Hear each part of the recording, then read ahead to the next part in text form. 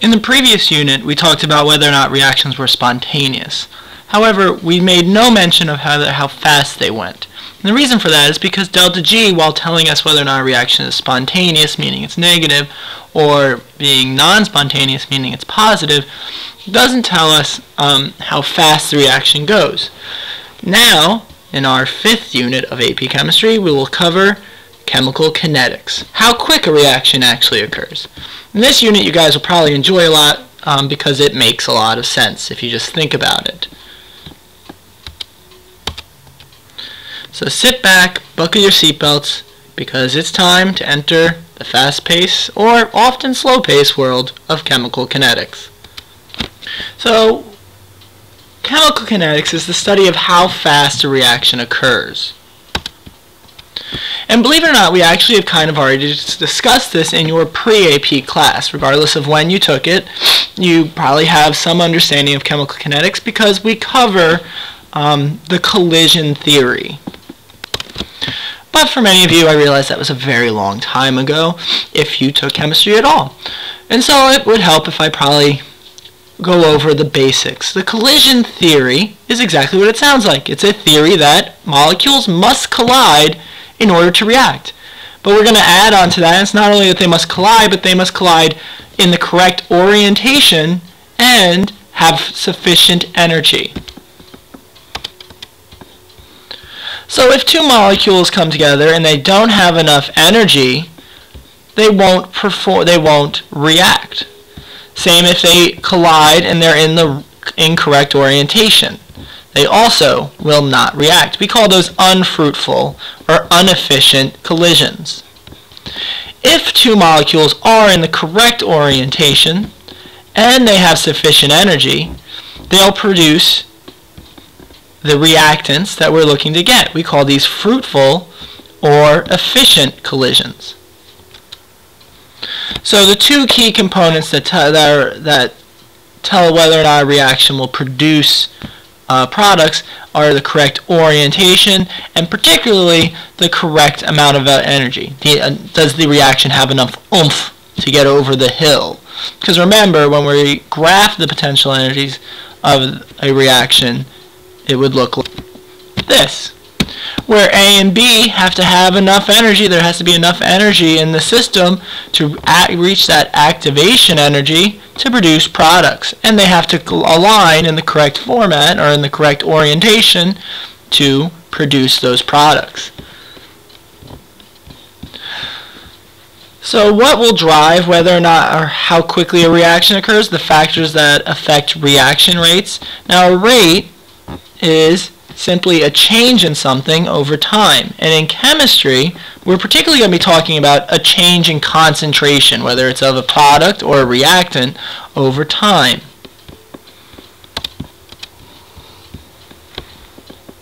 So time can be either in seconds or minutes, hours, decades, some unit of time. Change in concentration, if it's a solid, liquid, and even sometimes a gas, it will be moles.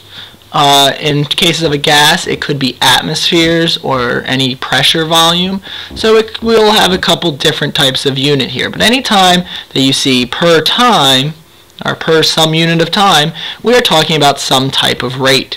In fact, any graph you ever see time on the x-axis, it is a rate problem of some sort. We'll get to graphs and numbers later. For right now, let's just go over some of the basics that go into this. Factors that affect reaction rates. Factors that affect how quickly a reaction occurs. Now, some molecules react much faster than others, but there's a couple things you can figure out, you can use to figure out if a reaction is going to proceed quickly or slowly. First off, you can consider the nature of the reactants, both chemically and physically. Meaning that physically, if a reactant has more surface area available for reactions to occur, because remember, reactions can only happen when two molecules collide, the more surface area, the more space you have available for those collisions to occur at, therefore the faster a reaction could occur. So if it's a difference between dissolving a cube of sugar in, say, your coffee or tea versus taking granulated sugar and putting it into your coffee or tea. You have to wait for the cube of sugar to dissolve, whereas the granulated sugar would probably go rather quickly. So something that's highly dense, so something in solid form, would have a very high reaction rate versus something that's less dense, something, say, that was liquid or gas. And aqueous is the ultimate when it comes to the least dense. So aqueous and gaseous reactions will occur much faster than, say, clapping two solids together and hoping to get some sort of reaction. Also, the chemical identity of something will give you a clue as to whether or not the reaction rate will be high, meaning it takes a long, long time, or low, meaning it's almost instantaneous. Usually, ions of opposite charge react extremely rapidly. However, if you have something with a lot of bonds, that reacts a lot more, something with a lot of bonds reacts also very slowly, because those bonds either have to be broken or reformed or moved, and therefore it slows the reaction down.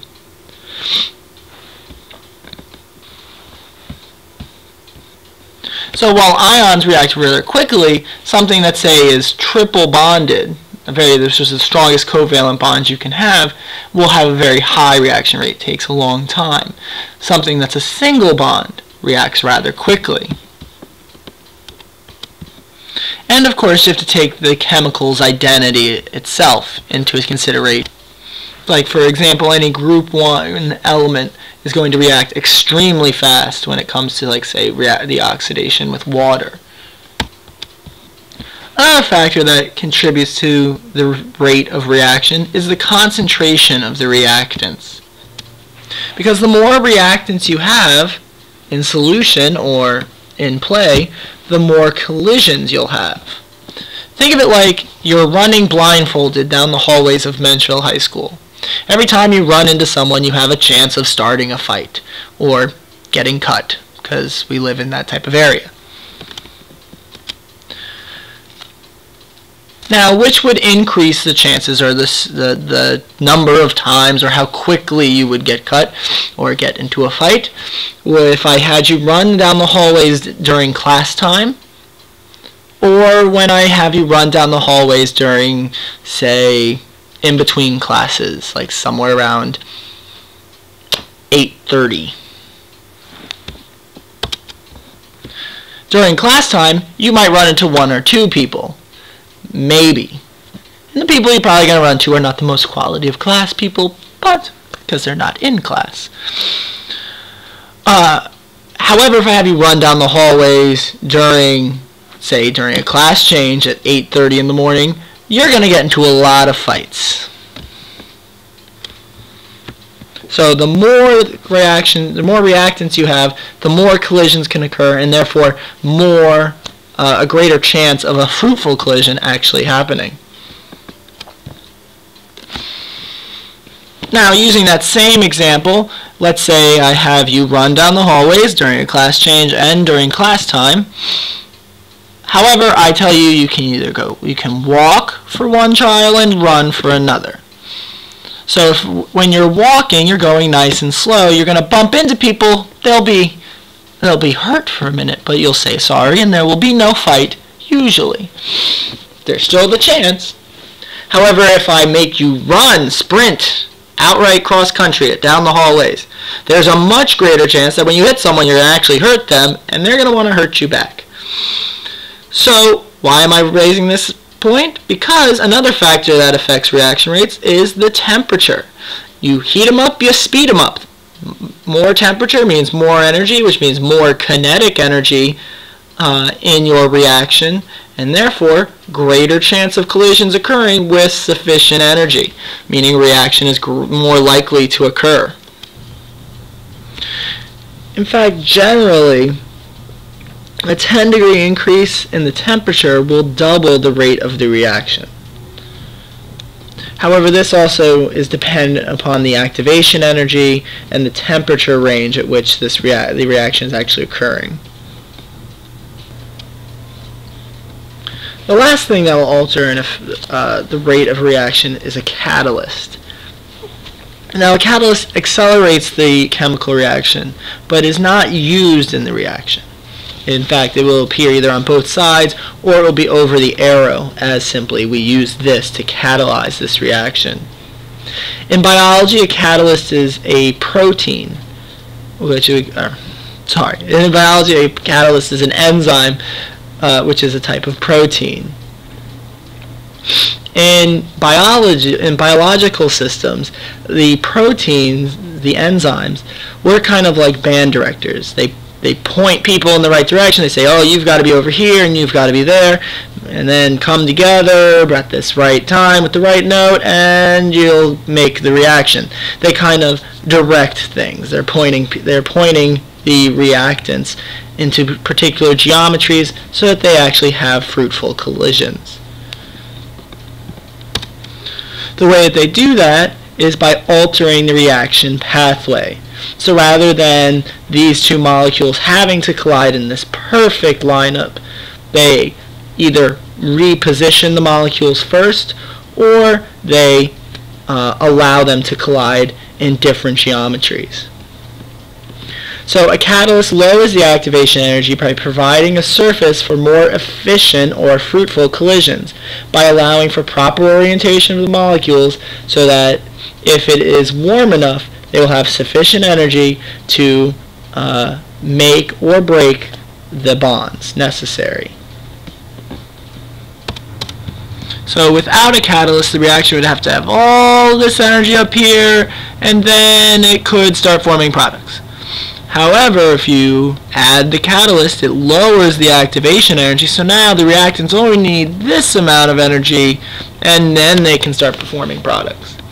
The same can be said in the reverse reaction, whereas the products can go back through the same pathway to become reactants. So a catalyst lowers the activation energy in both the forward and in the reverse reaction. Now, the AP test loves to throw this condition at you and say, what will happen if you add an inert gas to the system? What will happen to the rate of the reaction, or what will happen to the equilibrium? And the answer is nothing.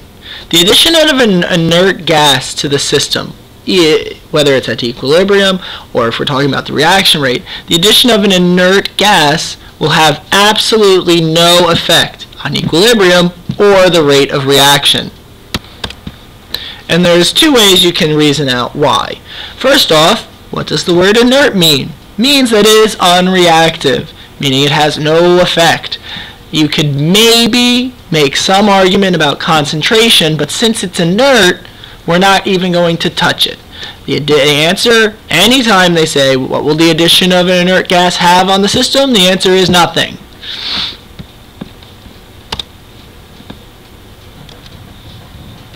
Mathematically, the rate of the reaction, you'll come to find out, equals some constant times the concentrations raised to some power. The addition of an inert gas, which doesn't react, it isn't a reactant, would have no effect on that rate because you wouldn't put it into your rate equation because it's not being used up in any sort of way. And so, mathematically, it would make no sense to include it. So to summarize, remember that two particles must collide with enough energy, enough oomph, and in the correct orientation in order to produce a product. And this is the collision theory. Once they collide in the correct orientation, and if they have enough energy to overcome the activation energy, which will symbolize EA later, they form what's called an activated complex. Or you'll sometimes see it called the transition state. At this point, this activated complex, which is this hybrid of products and reactants, can either fall towards becoming products or go backwards to being reactants.